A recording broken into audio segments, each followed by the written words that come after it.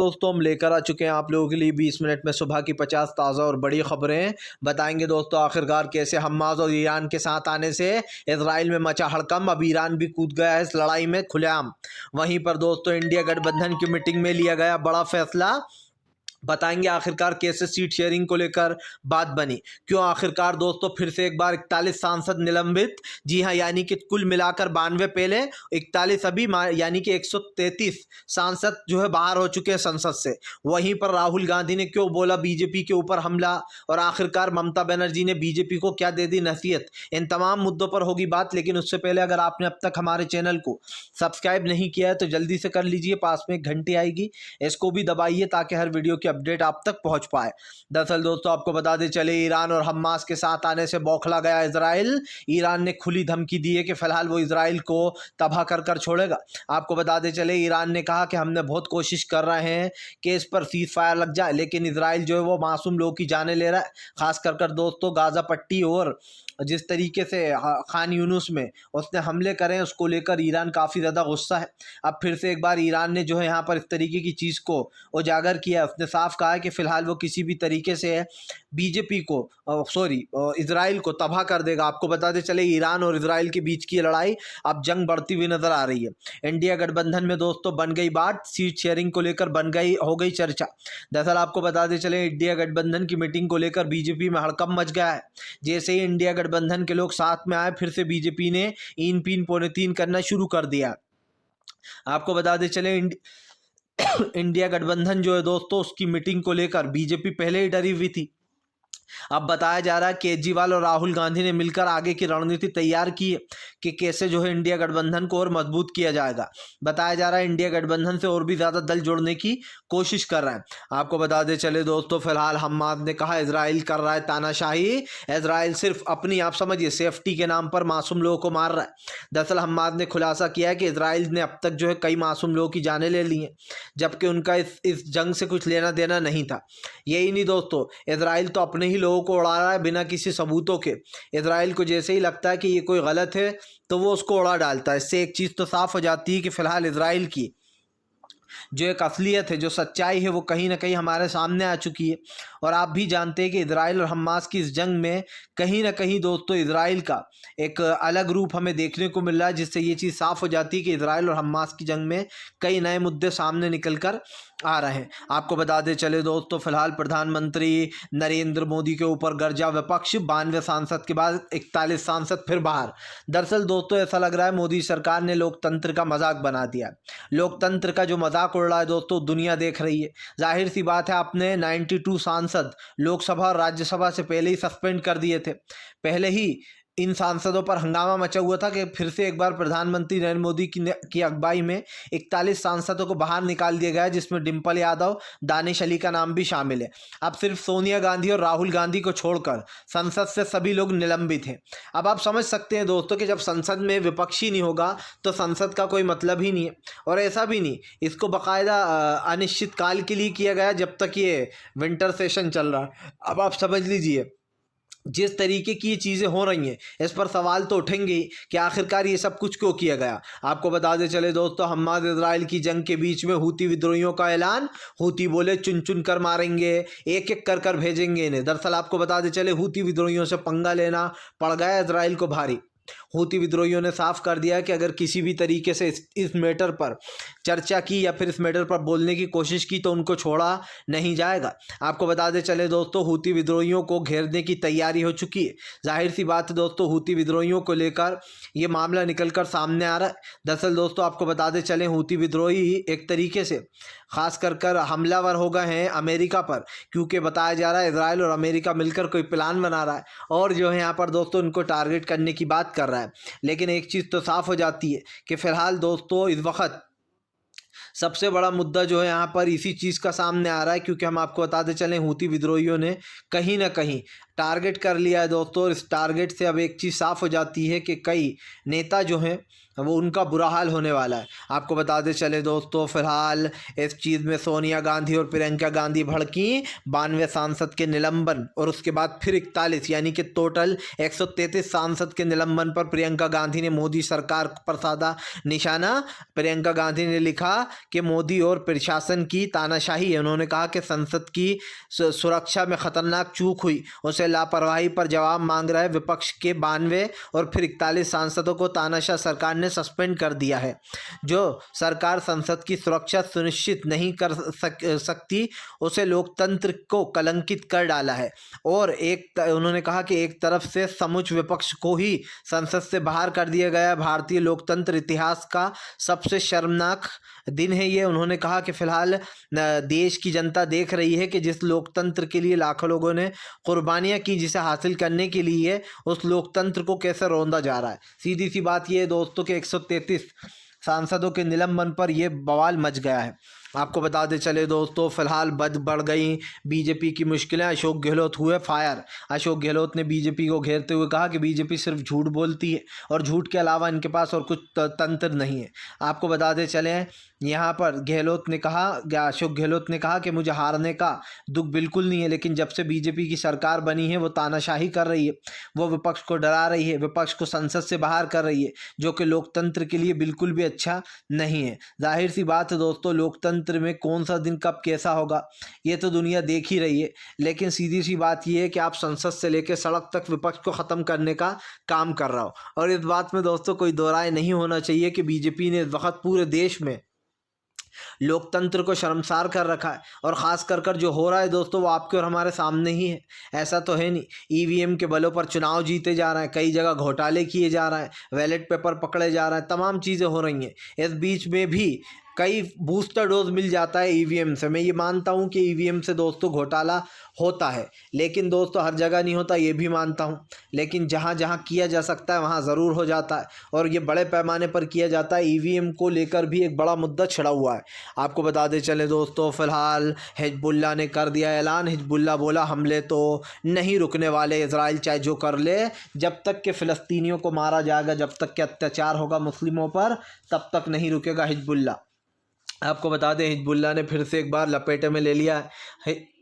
Hezbollah ने साफ कहा है कि फ़िलहाल वो किसी भी तरीके से छोड़ने वाला नहीं है। हिजबुल्लाह ने कहा कि फ़िलहाल जिस तरीके के काम ये किए जा रहे हैं उसको लेकर कहीं ना कहीं दोस्तों ये साफ़ हो गया, क्योंकि जाहिर सी बात है दोस्तों, हिजबुल्लाह जो कार्रवाइयाँ कर रहा है, हिजबुल्लाह जो चीज़ें कर रहा है, उसको लेकर वो घिर चुका है। आपको भी पता है दोस्तों कि फ़िलहाल हिजबुल्लाह की तानाशाही लोगों के सामने है, और इजराइल की, इसीलिए हिजबुल्लाह दोस्तों उसको मुंह तोड़ जवाब दे रहा है। हिजबुल्लाह ने साफ कर दिया है कि वो अपनी लड़ाई की जंग जारी रखेगा। जाहिर सी बात है, हिजबुल्लाह हम्मास के साथ है दोस्तों, और वो हम्मास का साथ निभा रहा है जब से वो कहीं ना कहीं उसने साफ ऐलान कर दिया। आपको बताते चले दोस्तों, नरेंद्र मोदी के बयान पर भड़का विपक्ष। प्रधानमंत्री नरेंद्र मोदी बोले कि ये जो निलंबन हुआ है इसमें विपक्ष की ही गलती है। उन्होंने कहा कि विपक्ष हताश हो चुका है, इसलिए वो ये सब कुछ कर रहा है। अब आप समझिए दोस्तों, प्रधानमंत्री कह रहे हैं कि विपक्ष हताश हो चुका है इसलिए वो हंगामे कर रहा है। आप समझिए हताश कौन हुआ, ये पूरी दुनिया देख रही है। बीजेपी को लगता है कि वो 3 राज्यों के चुनाव जीत गई तो उसने वो कमाल कर दिया। राजस्थान में तो हर 5 साल में सरकार बदल ही जाती है, लेकिन फिर भी अशोक गहलोत सिर्फ 2% से हारे हैं। राजस्थान भी और छत्तीसगढ़ भी 2-2% से हार गई सिर्फ कांग्रेस, और ये आप भी जानते। लेकिन दोस्तों बीजेपी इस वक्त जो कर रही है वो बल्कि लोकतंत्र के खिलाफ है। आप विपक्ष को बोलने नहीं दे रहा हो संसद में, ऊपर से आप ये भी कह रहा हो कि ये तो हताशा है विपक्ष की और निलंबित सांसदों का साथ देना ये गलत है। तो भैया फिर वो दिन याद कर लीजिए जब मनमोहन सिंह साहब देश के प्रधानमंत्री थे और आपके बीजेपी के नेता टेबलों पर खड़े होकर मनमोहन सिंह साहब को परेशान करते थे, संसद चलने नहीं देते थे। उसके बाद भी उन लोग को कभी संसद से बाहर नहीं निकाला गया दोस्तों। तो आप समझ लीजिए कौन सा देश में लोकतंत्र कब था। आपको बताते चले दोस्तों, अखिलेश यादव ने बीजेपी के ऊपर निकाली भड़ास। अखिलेश बोले बीजेपी देश के लोकतंत्र को ख़त्म कर रही है, धीरे धीरे कर कर वो बाबा साहब अम्बेडकर के लिखे हुए संविधान को भी हटा देगी अगर ये लोग 24 में आ गए तो। दरअसल दोस्तों अखिलेश ने बीजेपी को जमकर घेरा। अखिलेश ने कहा कि 2024 में अब बीजेपी को सत्ता से जाना ही होगा। उन्होंने कहा कि अब अगर अब की बार ये आ गए तो ये समझ लेना कि ये बाबा साहब अम्बेडकर के लिखे हुए जो इतिहास है उसको भी पलट डालेंगे। जाहिर सी बात है दोस्तों, बाबा साहब अम्बेडकर के इतिहास को लेकर बड़ी बातें हो रही हैं। दरअसल हुआ कुछ यूँ कि अखिलेश यादव की पत्नी डिम्पल यादव को भी संसद से बाहर का रास्ता दिखा दिया गया। जाहिर सी बात है, जो भी बीजेपी से सवाल पूछ रहा है उन तमाम सांसदों को बाहर भेजा जा रहा है। तो फिर तो एक ही काम किया जाया करे, जैसे ही संसद शुरू हुआ करे सबको एक साथ बाहर कर दिया करें ये, और कह दिया करें कि अब आपकी कोई ज़रूरत नहीं है, हम एक के बाद एक बिल पास करा लें अपने, फिर आप लोग सस्पेंड ही रहिए तब तक सेशन चलेगा सत्र का। तो जाहिर सी बात है, फिर आने की ज़रूरत ही क्या है।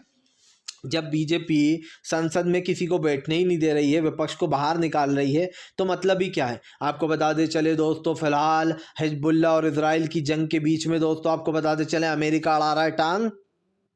बताया जा रहा है पीछे से दोस्तों अमेरिका करेगा अब मदद हूती विद्रोहियों से बदला लेने में। दरअसल लाल सागर को लेकर दोस्तों लगातार प्लान बनाया जा रहा है, हूती विद्रोहियों को मिटाने की कोशिश की जा रही है, लेकिन हमास ने भी साफ कर दिया है कि वो भी इस जंग में है दोस्तों।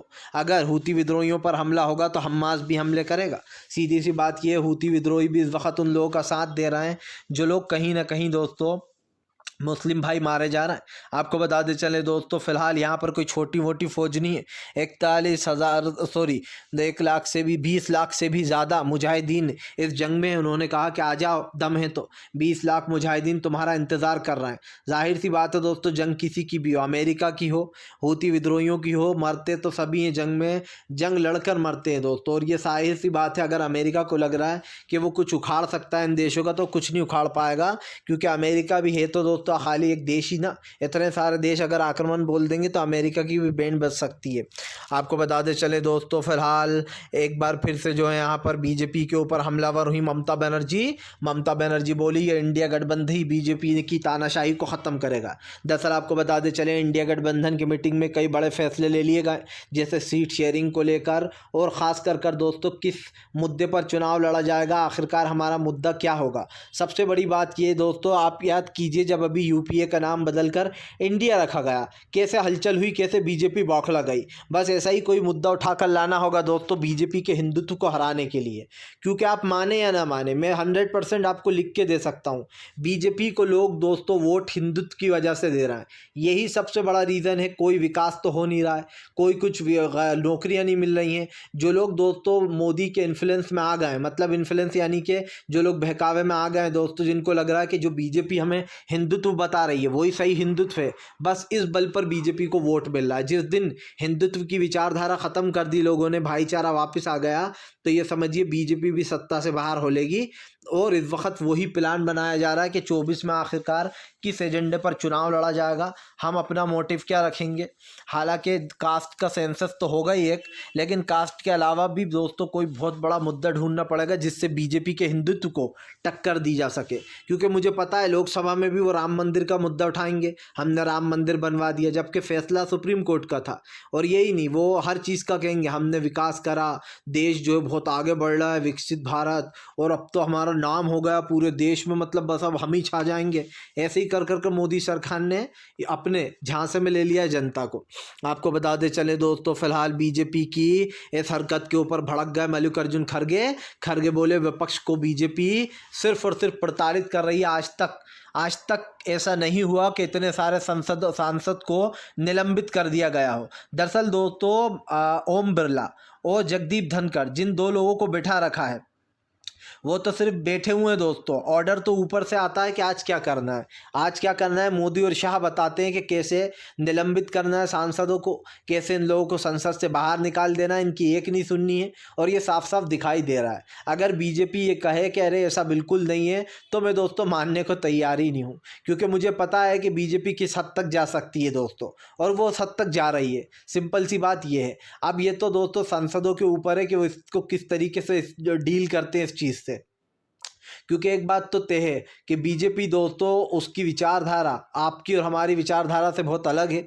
बीजेपी जो कर रही है वो मेरी सोच में दोस्तों सिर्फ और सिर्फ एक कह सकते हैं कि बीजेपी का एजेंडा है कि विपक्ष को कोई जवाब देना ना पड़े। आपको बताते चले दोस्तों, फिलहाल एक बार फिर से हमास इजराइल की जंग में अमेरिका की एंट्री। अमेरिका ने कहा दोस्तों इजराइल से कि वो अपनी आंकड़ों को सही कर ले, बहुत ज़्यादा मौतें हो रही हैं, इसको रोका जाए। एक तरफ तो दोस्तों अमेरिका ये सब कुछ दोहरा चरित्र दिखाता है, दूसरी तरफ अमेरिका की चालबाजी दुनिया देख रही है। उसकी वजह से ही इतने सारे लोगों की जान गई है, अमेरिका की वजह से। और अब अमेरिका दोस्तों शरीफ बनने का नाटक कर रहा है। वो बार बार एक ही चीज़ दोहरा रहा है कि फ़िलहाल कम लोगों की जान जाए, कम लोगों की जान जाए। और ऊपर से जो गाज़ा के लोग हैं, ये भी कहा जा रहा है कि हम चाहते हैं गाज़ा के लोग गाज़ा में ही रहें। कैसे रहेंगे भैया गाज़ा के लोग गाज़ा में, जब वो मारे जा रहा है बुरी तरीके से? उन लोगों की दोस्तों आप समझिए एक तरीके से हत्याएं की जा रही हैं, उसके बाद भी ये कह रहा है कि अरे गाज़ा के लोग तो गाज़ा में ही रहें, हम तो ये चाहते हैं। दुनिया देख रही है आपका नाटक। दुनिया को पता चल चुका है कि अमेरिका भी दोस्तों इजराइल की 2 कॉपी है। आपको बता दे चले दोस्तों, पुलिस प्रशासन कुछ नहीं करता, सब कुछ मोदी के अंडर में है। अब तो दोस्तों सुप्रीम कोर्ट पर भी फिर से उठ गया सवाल। जो लोग दोस्तों DY चंद्रचूड़ के नाम पर ढोल पीट रहे थे, जिन्हें लग रहा था अरे अब तो DY चंद्रचूड़ आ गए, अब देखो कैसे मोदी सरकार की हवा टाइट होती है। क्या हुआ? 370 पर क्या फैसला आया? मोदी सरकार के पक्ष में आया। नोटबंदी पर क्या हुआ? ज़रा सी डांट लगाई, छोड़ दिया। और ये हम नहीं कह रहे हैं, ये द इंडियन एक्सप्रेस ने लिखा है, और वो सबसे बड़ा अखबार है, ये आप अच्छे से जानते हैं। उसने पोल खोल कर रख दी सुप्रीम कोर्ट की, अगर यकीन ना हो तो जाकर पढ़ लीजिएगा। उसने साफ साफ लिखा है कि अगर सुप्रीम कोर्ट ने सरकार के दबाव में भी ये 370 का फैसला दिया है तो भी ये फैसला गलत है। क्योंकि जाहिर सी बात है दोस्तों, साफ साफ लिखा था कि आप बिना असेंबली की इजाज़त के 370 को हटा नहीं सकते। लेकिन उसके बाद भी दोस्तों लोकतंत्र को तार तार किया गया, 370 को हटा दिया गया। सुप्रीम कोर्ट से लोगों को उम्मीदें थी। देखिए इस बार तो मोदी सरकार का कोई सा भी साल हो, हर फैसला मोदी सरकार के पक्ष में जाता है। ये जब से बीजेपी की सरकार बनी है, इतिहास से उठाकर देख लीजिए। क्योंकि मैं राम मंदिर का जिक्र सिर्फ इसलिए कर रहा हूँ कि बीजेपी कहती है उसे हमने बनवाया, तो चलिए मान लेते हैं राम मंदिर का फैसला रंजन गोगोई ने बीजेपी के पक्ष में दिया। उसके बाद दोस्तों नोटबंदी का फैसला भी एक तरीके से ज़रा सी फटकार लगाई, बीजेपी के पक्ष में चला गया। उद्धव ठाकरे की सरकार पर केस चल रहा था, कोई बड़ा एक्शन हुआ नहीं, सिर्फ बात ही चली कि डांट दिया जाता है, आपने गलत करा, स्पीकर ने गलत करा, लेकिन अभी तक इसका कोई फैसला नहीं आया। और मुझे नहीं लगता कि उद्धव ठाकरे को उनकी पार्टी का नाम मिलेगा अभी, क्योंकि चुनाव आयोग ने भी गलत फैसला किया। अब सुप्रीम कोर्ट में मामला चल रहा है। लेकिन दोस्तों अभी हाल ही में ही 370 का मामला भी मोदी सरकार के पक्ष में गया। अभी का उसको वो जो बॉन्ड मिलता है, जो बाकायदा चुनाव में जो बॉन्ड दिया जाता है गुप्त चंदा, उसको लेकर केस था, उस पर भी कोई ख़ास प्रतिक्रिया नहीं आई। ज्ञानव्यापी पे ले लीजिए, ज्ञानव्यापी पे क्या हुआ? लोगों ने सोचा था कि सुप्रीम कोर्ट कोई बड़ा फैसला कर देगा, लेकिन उस पर भी अभी कोई फैसला नहीं किया गया। और ये भी कहा गया था कि वर्शिप एक्ट देखेंगे इसमें आता है या नहीं। मतलब साफ है कि दोस्तों जिसकी लाठी उसकी भैंस। जब तक बीजेपी की सरकार है आप न्याय की उम्मीद तो छोड़ ही दीजिए, भले ही वो दोस्तों कोई सी भी चीज़ हो, वहाँ से न्याय की उम्मीद छोड़ दीजिए, क्योंकि न्याय मिलना बहुत मुश्किल है। अगर ये हर चीज़ सरकार से जुड़ी हुई है तो न्याय नहीं मिलेगा। हाँ, अगर नॉर्मल की आम जिंदगी, अगर आप आम जनता है, कुछ आम मुद्दा है तो मिल ही जाएगा। लेकिन अगर सरकार से जुड़ा हुआ मुद्दा है तो वहाँ तो सरकार की जीत होनी है, ये निश्चित हो गया। और द इंडियन एक्सप्रेस ने जो अखबार में सुप्रीम कोर्ट को लेकर छापा है वो बहुत ही निराशाजनक है, क्योंकि जो लोग सुप्रीम कोर्ट पर भरोसा करते हैं उनका विश्वास भी धीरे धीरे कर उठता चला जा रहा है।